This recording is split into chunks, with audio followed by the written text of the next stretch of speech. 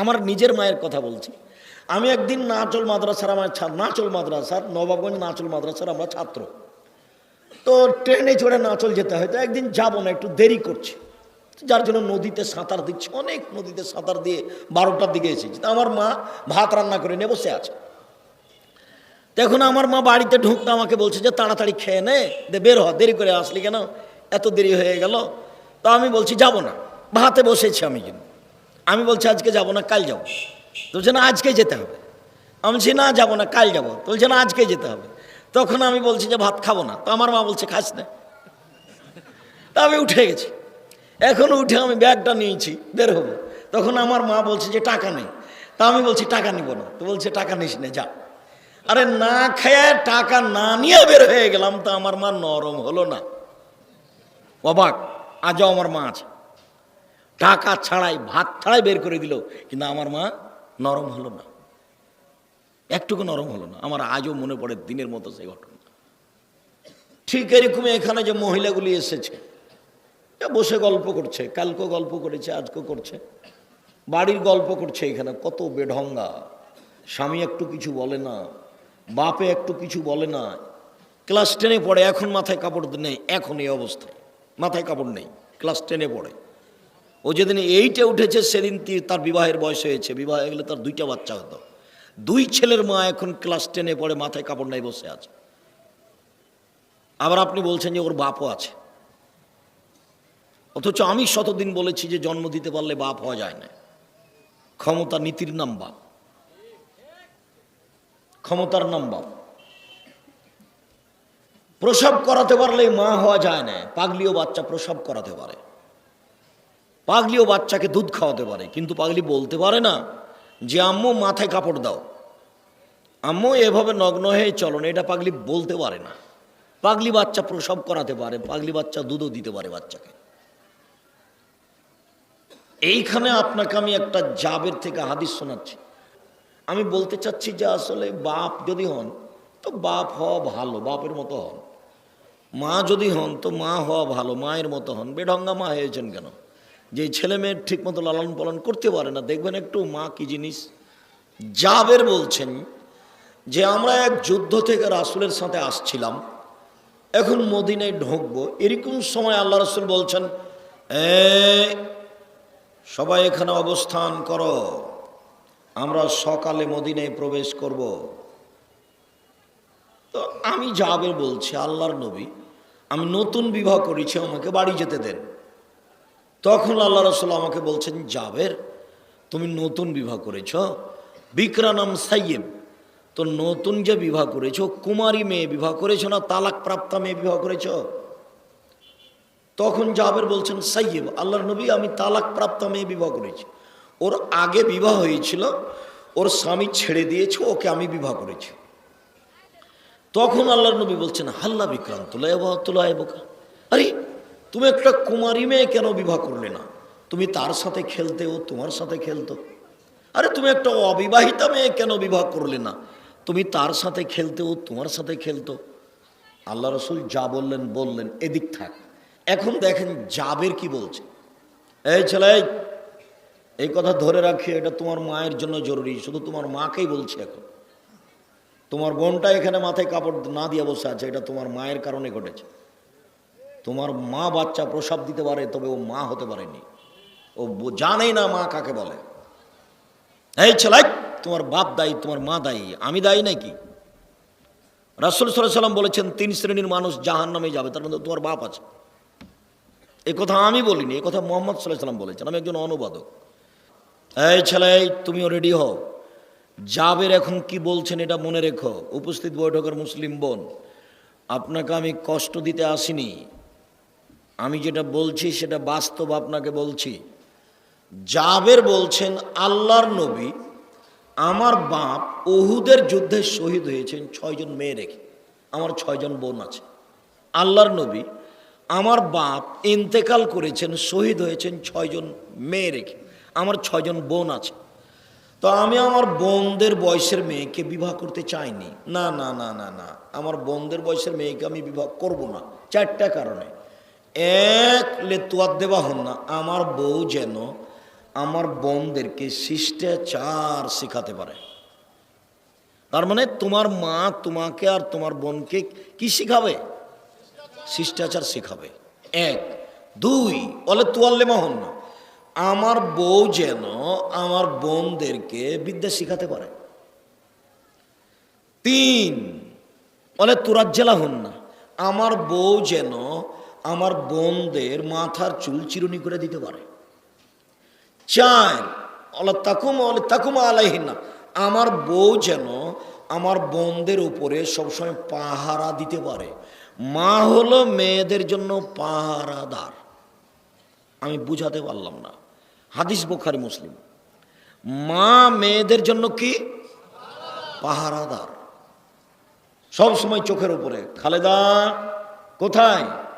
এই কালকে যে 1টার সময় স্কুল থেকে এসেছিলে, আজকে 1:20 হলো কেন? 20 মিনিট খুঁজে বের করতে হবে মাকে। মা পাহারাদার। গত রাত্রে ছেলে এশার সালাত আদায় করে এসেছিল 9টার সময়, আজকে 9:20। তো আপনার মা, আপনার কথাই বলছি, এই ছেলে তোমার কথাই বলছি, তোমার মা এশার সালাত আদায় করে সুন্নাত পড়তে যাবে, আল্লাহু আকবার বলতে যাচ্ছে, তখন তুমি দরজায় বলছো আসসালামু আলাইকুম। তোমার মা আর সুন্নাত পড়তে পাবে না। সুন্নাত বাদ দিয়ে তোমাকে বলবে আব্বু। জি আম্মু বলেন। আব্বু কাল তো 9টার সময়তে এসেছিল আব্বু, আজকে 9:20 হলো, 20 মিনিট কোথায় গেল আব্বু? তোমার মায়ের সুন্নাত পড়া সুন্নাত, আর এই 20 মিনিট খুঁজে বের করা ফরজ। আমি মনে হয় বুঝাতে পারলাম না। আবার বলবো, আবার বলি, আপনার ছেলেটা কালকের এশার নামাজ পড়ে কয়টার দিকে এসেছিল? 9টায়। এখন আপনি বা আপনার স্ত্রী ফরজ নামাজ পড়েছেন, 9টা বেজে গেছে, সুন্নাত পড়তে যাবেন, সালাম ফিরে একটু তাসবিহ তাহলিল করছেন, সুন্নাত পড়তে যাবেন, দাঁড়িয়েছেন। ইতিমধ্যে ছেলেটা দরজায় এসে সালাম দিল। কিন্তু আজকে কয়টার দিকে সালাম দিয়েছে? 9:20-এ। এখন আপনি বা আপনার স্ত্রী সুন্নাত পড়বেন না তার খোঁজ নেবেন 20 মিনিট কোথায় থাকলো? 20 মিনিট খোঁজ নেবেন, এটা ফরজ। আর যে সুন্নাত পড়বেন এটা হলো সুন্নাত। বুঝাতে পারিনি? এরই নাম মা হলো পাহারাদার। মা শিষ্টাচার শিখাবে। আরে মাই তো শিষ্টাচার জানে না। মা কত বেঢঙ্গা বেয়াদব মহিলা। মা তার ছেলেকে চুপাচ্ছে ওই মোবাইলের দিয়ে, কার্টুন দিয়ে, কার্টুন ধরে আছে। দেখুন তোমাদের চোখে পড়ে না? আব্দুর রাজ্জাক সাহেব, আমাদের চোখে পড়া মানে কি? আমার মাকে দেখছি যে কার্টুন দেখিয়ে ছেলেকে কি করছে। তো আল্লাহ কি তোমার মায়ের দুধকে নষ্ট করে দিয়েছে? এই বোকা ছেলে, বাচ্চাকে চুপাতে হয় কি দিয়ে? দুধ দিয়ে। মা বাচ্চাকে এতদিন যাবৎ কি দিয়ে চুপালো?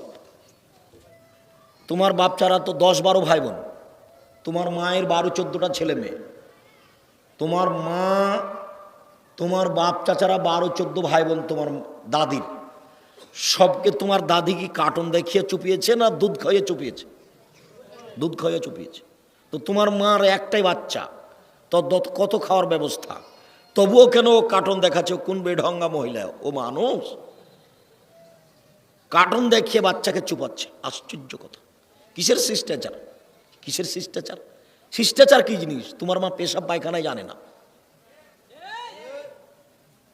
তোমার নানা তোমার মায়ের বিবাহ দিয়েছে, স্বামীর কাছে গেছে, তাই বাচ্চা হয়ে গেছে। তোমার মা মাই নয়, ও মা হতে পারেনি। শিষ্টাচার শিখাবে। এক, আমার বউ আমার বোনদেরকে শিষ্টাচার শিখাবে। দুই, আমার বউ আমার বোনদেরকে বিদ্যা শিখাবে। তিন, আমার বউ আমার বোনদের মাথার চুল চিরুনি করে দিবে। চার, আমার বউ আমার পাহারাদার হিসাবে থাকবে। এই জন্য আমি আমার বোনদের বয়সের মেয়েকে বিবাহ করিনি, আমি একটু বেশি বয়সের মেয়ে বিবাহ করেছি। আমি কি বুঝাতে পেরেছি?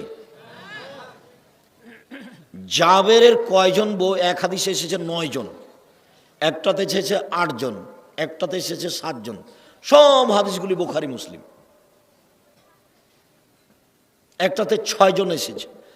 তো এই এতগুলো ছেলে মেয়ে রেখে তার বাপ কি হয়েছে? শহীদ হয়ে গেছে। তখন ও চিন্তা ভাবনা করলো যে আমার বোনদের বয়সের একটা মেয়েকে আমি বিবাহ করব না, এমন একটা মেয়ে বিবাহ করব যে আমার বউ যেন আমার বোনদের জন্য মায়ের কাজ করে, মায়ের। তো এইটা তোমার ছোট ভাই, যে তোমার পাশে বসে আছে, এটা তোমার ছোট ভাই, দেখো তার প্যান্টটা টাকানোর নিচে আছে। এই প্যান্টটা তোমার মা রোজ সাফ করে শুকায়। তোমার মায়ের চোখে পড়ে না যে বাচ্চার প্যান্টটা টাকানোর নিচে আছে? বলো এ মা না কি অন্য কিছু? এ মাও নয়, এ খালাও নয়। আজকে বাচ্চা রেখেছে জামিয়া সালাফিয়ার ডাঙ্গি পড়ায়, পরের দিনে ওর মা আবার এসেছে। তখন আমি বলছি, তো মহিলা মনে হয় একটু কষ্ট বলে আজকেই, যে আপনি মা না আপনি খালা না চাচি, না মা হলে হতে পারে না। আমার নিজের মায়ের কথা বলছি। আমি একদিন নাচল মাদ্রাসার, আমার নাচল মাদ্রাসার, নবাবগঞ্জ নাচল মাদ্রাসার আমরা ছাত্র। তো ট্রেনে চড়ে নাচল যেতে হয়, তো একদিন যাবো না, একটু দেরি করছি, যার জন্য নদীতে সাঁতার দিচ্ছি, অনেক নদীতে সাঁতার দিয়ে 12টার দিকে এসেছি। তো আমার মা ভাত রান্না করে নিয়ে বসে আছে। তখন আমার মা বাড়িতে ঢুকতে আমাকে বলছে যে তাড়াতাড়ি খেয়ে নে, বের হ, দেরি করে আসলি কেন, এত দেরি হয়ে গেল। তো আমি বলছি যাব না, ভাতে বসেছি আমি। কিন্তু আমি বলছি আজকে যাব না, কাল যাব। তো বলছে না আজকে যেতে হবে। আমি বলছি না যাব না, কাল যাব। তো বলছে না আজকে যেতে হবে। তখন আমি বলছি যে ভাত খাবো না। তো আমার মা বলছে খাস না। তা আমি উঠে গেছি। এখন উঠে আমি ব্যাগটা নিয়েছি, বের হবো। তখন আমার মা বলছে যে টাকা নেই। তা আমি বলছি টাকা নিব না। তো বলছে টাকা নিস না, যা। আরে না খেয়ে টাকা না নিয়ে বের হয়ে গেলাম, তো আমার মা নরম হলো না? অবাক। আজও আমার মা আছে, টাকা ছাড়াই ভাত ছাড়াই বের করে দিল, কিন্তু আমার মা নরম হলো না, একটুকু নরম হলো না। আমার আজও মনে পড়ে দিনের মতো সেই ঘটনা। নরম হয়নি। কাল বাচ্চা রেখেছে, আজকে যখন আবার আনতে এসছে, তখন আমি বলছি যে আপনি মা নন, বলেই যাব। মাকে বাচ্চাকে পড়তে দিয়ে এরকম আদর দেখাতে হবে না, ওই আদরের দাম নাই। একটু পাষাণ অন্তরটা শক্ত করে বাচ্চাকে রেখে যেতে হবে। সম্মানিত দিনী ভাই বোন, এই ছেলে তুমি মনে রেখো, তোমার মায়ের জন্য 4টা কাজ। আমি আগের দিকে যাচ্ছি। 1, শিষ্টাচার। তোমরা বাম হাতে তোমার ছোট ভাই খায়, তোমার মা একবারও কিছু বলো না, তোমার মাকে খারাপও লাগে না। অথচ বাম হাতে কে খায়? শয়তান। তোমার বাড়িতে একটা মোবাইল আছে, রিং হয়, তুমি অন করে দে, বলো আসসালামু আলাইকুম। আসসালামু আলাইকুম না বলে বলছো হ্যালো, হ্যালো বলে কুকুরকে ডাকে। তোমার মা কিছু মনে করে না, তোমার মার কাছে এগুলো কোনো কিছু ব্যাপারই নয়। আরে তোমার মা তো তোমার ছোট ভাইকে কার্টুন দেখিয়ে চুপায়, তোমার মার কাছে গেলে কি হবে? সম্মানিত দিনী ভাই বোন,